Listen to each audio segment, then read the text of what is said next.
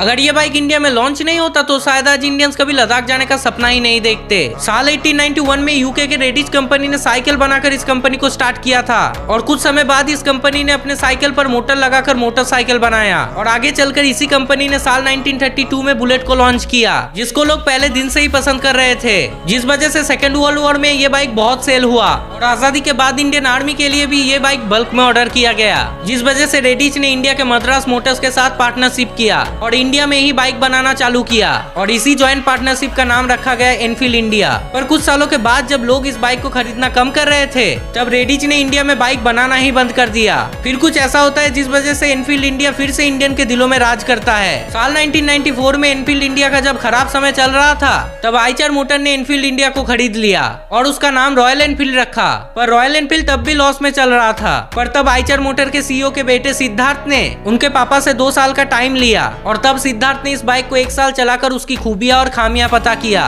फिर royal Enfield ने अपना थंडरबर्ड 350 लॉन्च किया, जो लॉन्च करते ही मैसिव सक्सेसफुल हुआ और इस बाइक को देखकर क्लासिक 350 और कॉन्टिनेंटल जीटी को लॉन्च किया गया, जिसको इंडियन और पसंद करने लगे और इस सक्सेस को देखकर सिद्धार्थ को कंपनी का सीईओ बना दिया गया और सीईओ बनते ही सिद्धार्थ ने कंपनी के 15 बिजनेसेस में से 13 बिजनेसेस को बेच दिया और सिर्फ आइचर मोटर और रॉयल एनफील्ड को रखा और फुल फोकस के साथ इन दोनों बिजनेसेस को ग्रो किया और आज करीब हर साल लाखों यूनिट सेल करता है रॉयल एनफील्ड, जिस वजह से हर मिडिल क्लास लड़के का ड्रीम है बुलेट।